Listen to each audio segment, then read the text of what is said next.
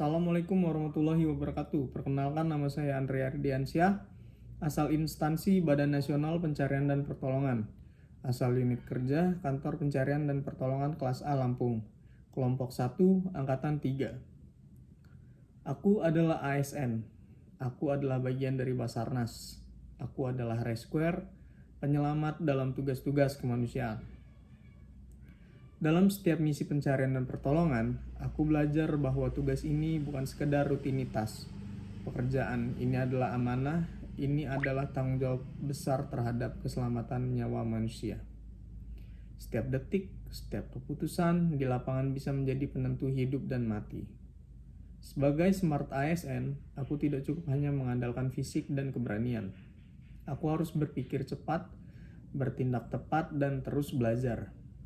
Aku dituntut untuk adaptif terhadap teknologi, peka terhadap data, dan mampu bekerja lintas sektor secara profesional. Karena hari ini, penyelamatan bukan hanya soal terjun ke medan, tapi juga tentang kolaborasi, kecepatan informasi, dan akurasi tindakan.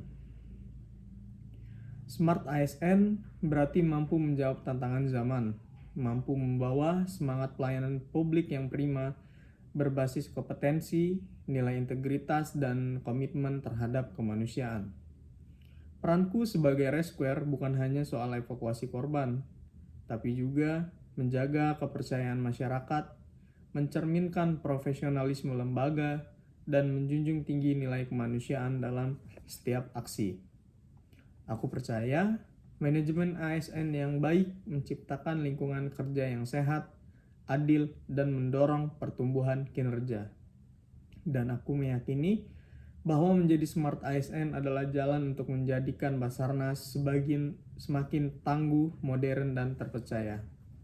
Aku adalah bagian dari perubahan, aku adalah Smart ASN, dan aku adalah penyelamat untuk Indonesia.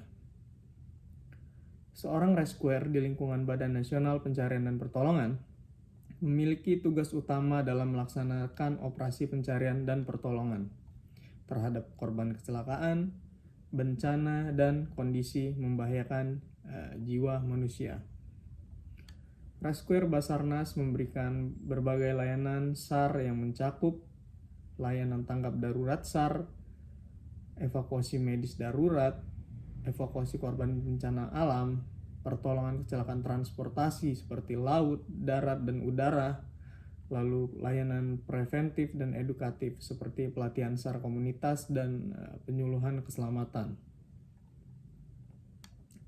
Basarnas menetapkan standar layanan bagi para rescuer berdasarkan prinsip profesionalisme, kecepatan, ketepatan, dan keselamatan.